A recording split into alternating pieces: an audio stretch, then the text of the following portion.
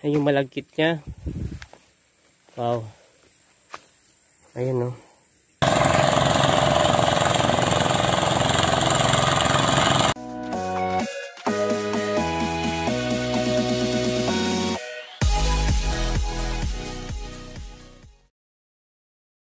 Yun guys, pupunta muna tayo ng bundok. Makapasyal man lang saglit doon sa palayan ni Papa. Silayan natin yung ganda ng mga pananim doon. Yan, kasama ko si Mrs. saka si Mama. Lakad-lakad, exercise.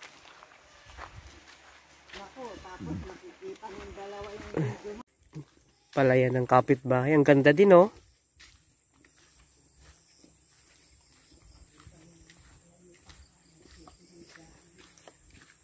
Tapos yun oh, mga talungan.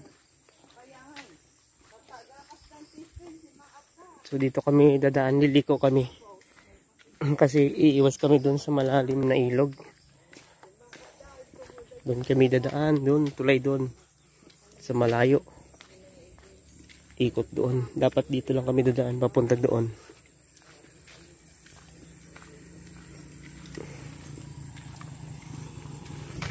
Yun kami pag-iikutan namin. Yung tulay na yun, malayo.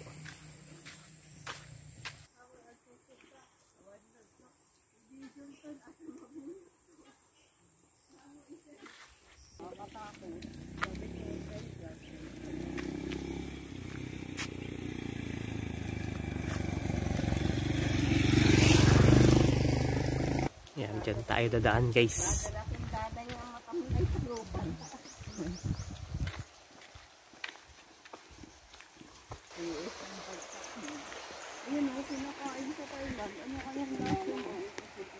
Ayan, dati yan nung pinagdadaanan nila, ganyan lang kaliit. Yan.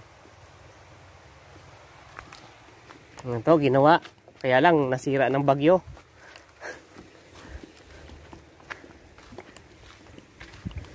Ayan o.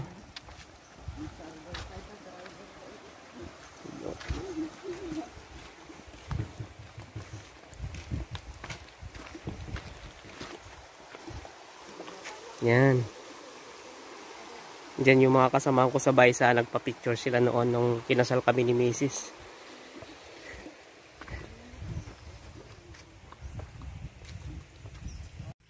Lumawak na pala yung kalsada dito guys. Nadagdagan na oh. Dati itong kabila lang, yung luma. Ayan siya. Ngayon ito na siya oh. Yan, doon kami galing. Yan, doon kami galing sa baba na yan. At yung kamag-anak nila Mrs. nag-aani na rin doon banda sa baba. Yan pala yan nila oh. Yan, kami doon pa. Sa part na yun. Hindi pa makikita kasi tatabunan pa ng mga punong kahoy. Tuloy-tuloy pa lang paggawa dito. May backhoe dito.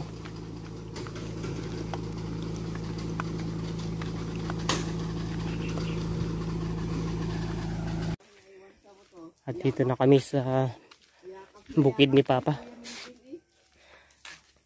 Dito yung palay niya oh. Ganda na dito kasi may diki na pala. Naidugtong na yung diki hanggang doon.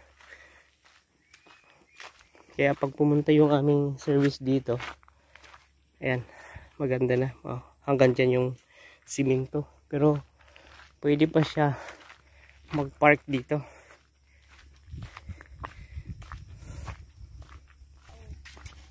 Ayan, hanggang doon. Ang ganda. Tingnan natin yung palay ni Papa.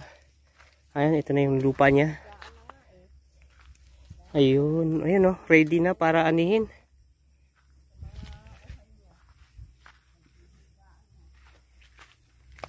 Nagsisihigaan na. Dapat ngayon to anihin ma, di ba?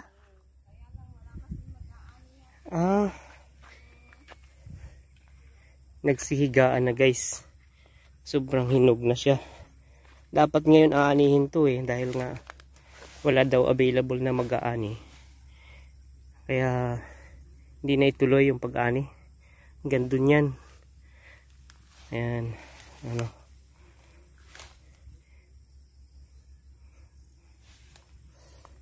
Ano to, direct seeding. Bali sinabog lang siya. Ayan o. Yung ganyang pamamaraan ng pagtanim. Hindi siya magastos dahil nga ang magtatanim lang yan si mama. Isasabog niya lang yan. Sila lang ni papa. Ayan o. Pag pinatanim kasi yan yung nakikita natin na isa-isa tinatanim, yun yung babayaran mo pa sa mga tao. Medyo magastos yun kasi maraming tao ang magtatanim. Yan o, nakadapa na, sobrang hinog na kasi. Kapag pumunta yung aming service dito hanggang dito, pwede pala mag park. Pwede niyang dalhin dito. Yan o. Kaya lang nauna na sila pa Maynila. Ako ang nahuli dahil nagka-aberya yung ating kalusugan, guys. Dapat nung nakaraan pauwi na ako eh. Pagkatapos namin kumain dun sa bayan, bumalik ako. Dahil nga nagkaroon tayo ng karamdaman. Ayun, may bayabas. Pipitasin natin.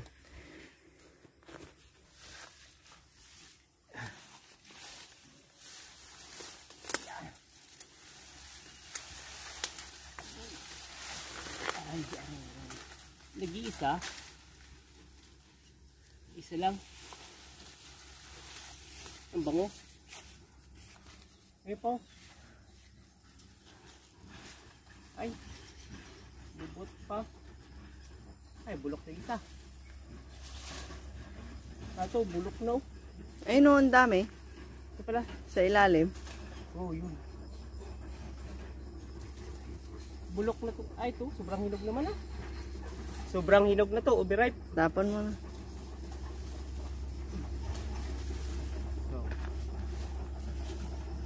Wala na. Wala na. Nabulok na yung iba. Ang dami. Oh. Ay, meron pa. Meron pa isa. Oh, hawak. Wala kang lagayan. Wala. Uy, sa lalim. Ah.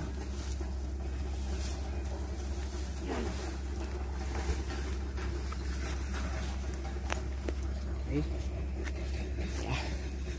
Ito tayo dun sa kabila. Ay, ano pa sila dun. Dun si Papa nagbibilad ng palay, no? Tapos na maani dun sa kabila. Ayan, oh. Ay, ang palayan na yan.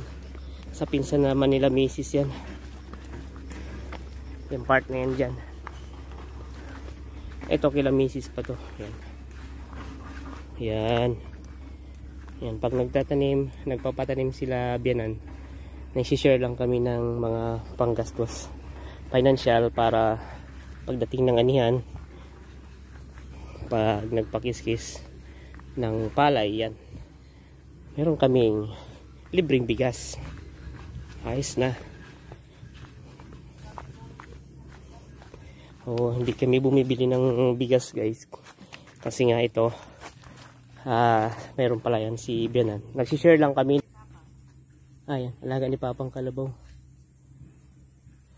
Ayan, pataba ng palay, yung pang pesticide. Ayan, nagsishare kami ni Mrs. para hindi sila mabibigatan sa gastusin. Ito naman yung sa pinsan ni Mrs. Ayan, malawak pa pa doon. So basta dito sa probinsya, may lupa ka lang at masipag kang magtanim, ayan, maayos ang iyong mga kabuhayan. Meron kang naanihing mga palay. Yan o. Yan ang mga palay.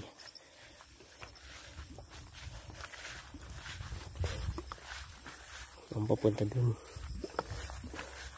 Malawak-lawak din ito sa pinsan nila misis. Ang ganda ng palay oh, dito.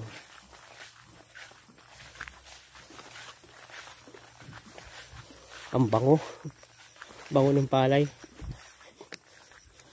Medyo ano yung iba, bunga, hindi pala siya guys. Purong namunga ng mga ayos. Mayroon sakit yung iba palay. Ano? Yun yung kila misis doon, karugtong. Kasi ito lupa to ng pinsan niya sa kapatid ni Papa. Tapos ito sa isang kapatid. Pero itong kapatid na to ni Papa namatay na. Kaya sila Papa yung nagpapatuloy na magsaka niya to. Yung kapatid kasi niya na namatay ay walang asawa. Kaya walang nagmana itong lupang to. Kaya sila ang nagpapatuloy magsaka. Ayan, dyan si Papa nagbibilad. Ito yung naani na. Naka 30 kaban. 30 kaban ba yung naani nila? 37? Ayan. Tapos ito, inaararo na ulit ni Papa. Ready naman ito para sa mga pananim naman na gulay, no? Tataniman ni Papa gulay ito, no? Mani ba? Mani daw. Ang itatanim dito ni Papa. Ayun si Papa. Ano yung binubunot niya? Tanggalan ng ano kasi aararuhin. Hindi pwedeng direct araruhin.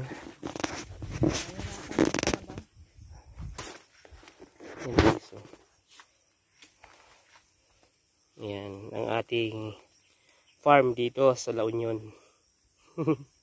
Naki-farm no?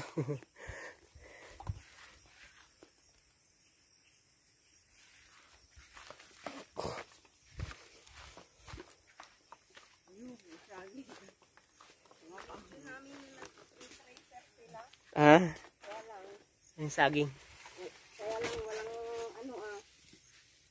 walang narration, basta binidyo lang namin na nag-tracer sila. Ayun. Kaya mo i-edit mo. Ayun, sige nga. Pasa mo sa akin. Yun yung ano.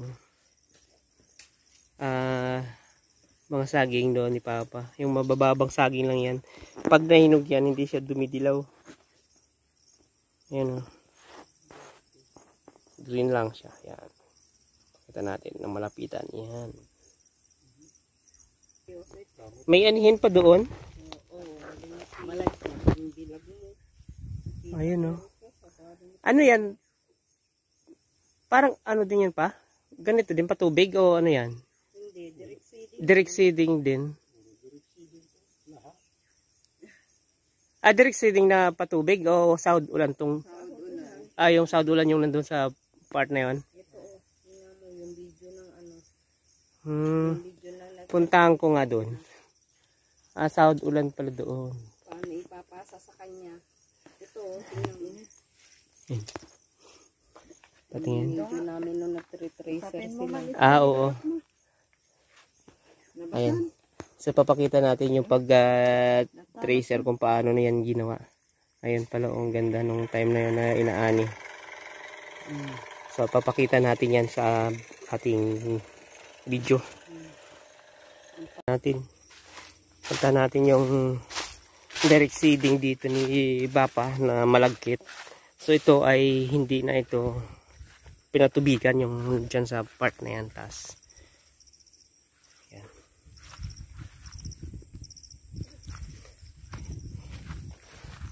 Ito pinuputol nyo yung mga natitirang mga palay, yung puno ng palay para araruhin niya naman to. Kasi nga sabi tataniman daw ng mani yung mga naararo niya. So meron din meron pang mga ano dun, palay sa taas. So dito punta natin. Yun. Ayun yung malagkit niya. Wow. Ayun, no. Hinog na. Pwede na itong anihin. So ganito yung direct seeding na hindi siya pinapatubigan. Aararuhin mo lang tapos sasabog mo yung pagtanim. Ayos na. Ayan o. Yun, papunta doon. Aanihin na pala ito lahat. Ready na para anihin. Oh, yeah. Yan.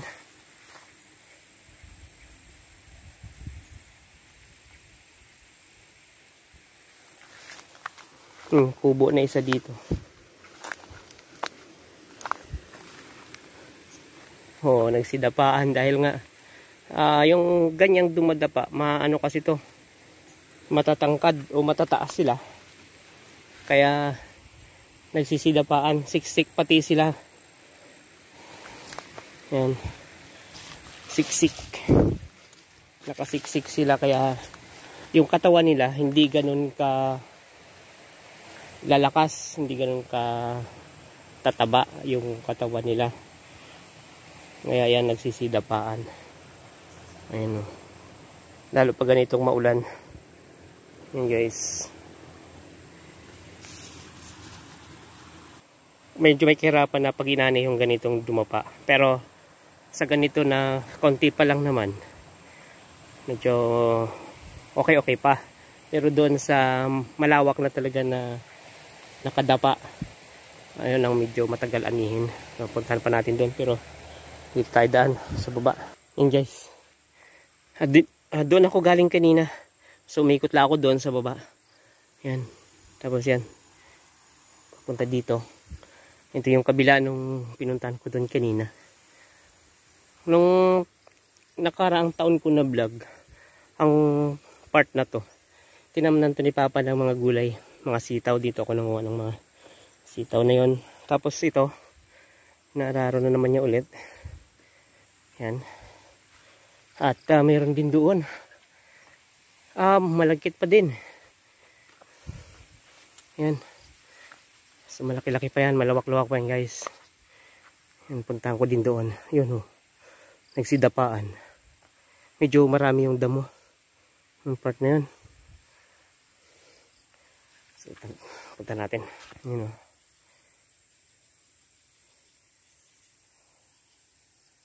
Wow.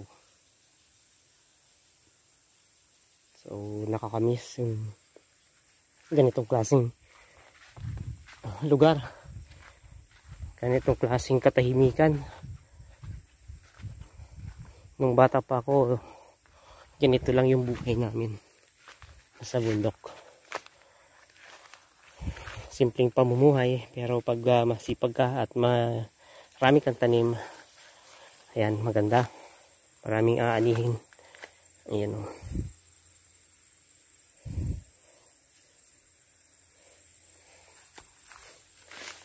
Ito ang sinasabi ko na mas mahirap siyang anihin. Ayan. Medyo siguro mga ilang araw na to na nakadapa. Kaya yung mga damo nagsilitawan na yung nandoon. Ito hindi na ito nilagyan ng patubig kagaya nung nandoon. So siguro pag daan yan, estimated lang siguro nasa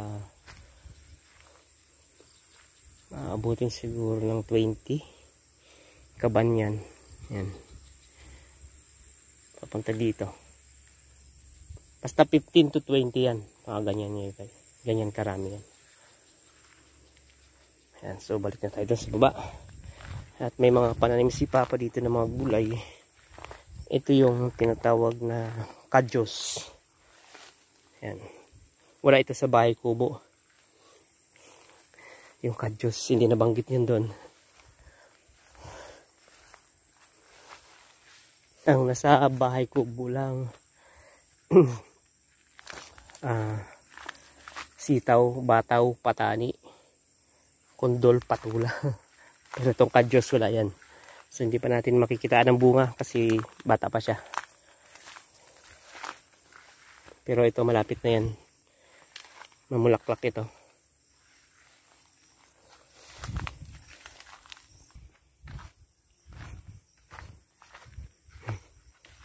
Tapos na kumain si Papa.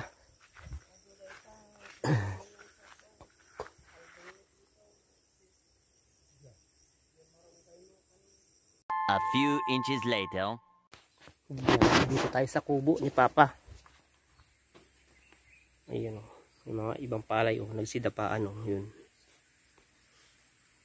Tanggalan muna natin ng puso itong isang saging niya. Ang daming tatanggalan ng puso eh. Ayan o. Yun lang, di ko abot. Wala kang ano dyan, ma? Oo, may sabungan dyan eh. Tingnan mo nga yung puso ng saging doon. Tanggalan ko sana to, sayang. Pwedeng maiulam. Yan mo na yan. Yun doon oh. Yung Saan, ma? maiulam, hindi maiulam yan eh. Yun, doon meron. Yun ako nakakita. Ayun oh. Ay, pupuntahin doon sa palay. Wala akong mahabang ano, may mahabang ano dyan, mapalungkit. Wala. Yung pang puso talaga ni Papa. Wala, hindi niya pinagkakaabalan tanggalin. Ay, doon sa baba. Ayun, tanggal na. Ang nagtubo din na isa. Pupunta natin. Duwa pa sa. Yun o. Mga palay. Hanggang dun pa yan, sa baba.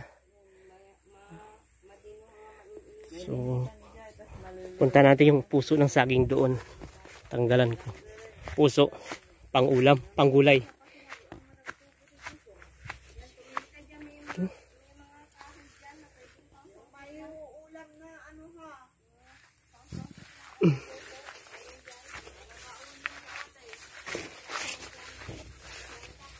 Ang daming pupusuan. Ito na yung puso.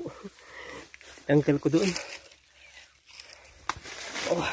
Uy! Uy! Uy! Natin konti yung ibang palay. Ang puno lang naman, di ang bunga. Yan! Oh. Panggulay to.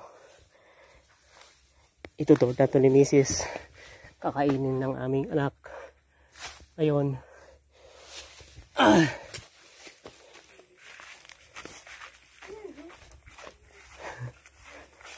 Oh, tira ng ibon.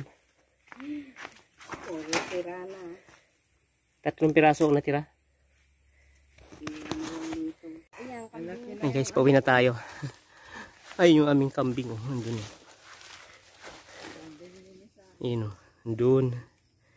Yan. Kambing namin yung dalawang magkasama na yan. Yan. Malaki-laki na.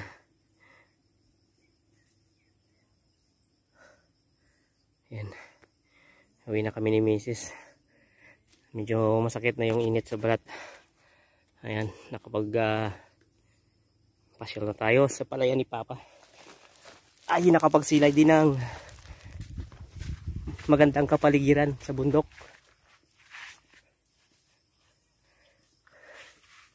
Ayan. Dalawa lang yung sa atin dyan, no?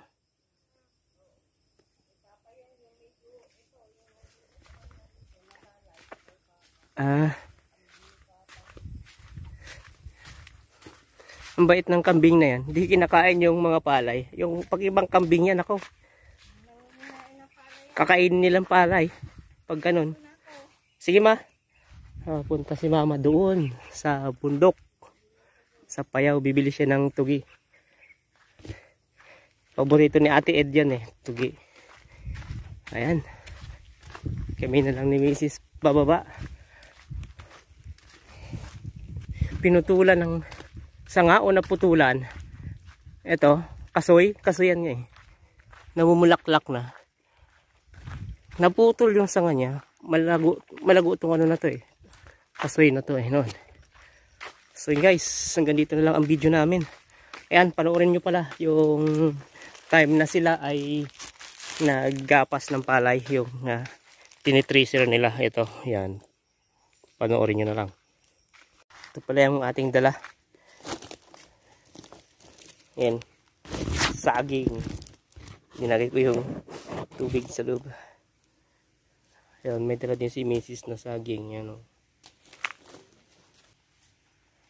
So yun guys, panoorin nyo na lang yung aming yung time na nag-tracer sila ng palay. Yung time ng paggapas. Ayan o to.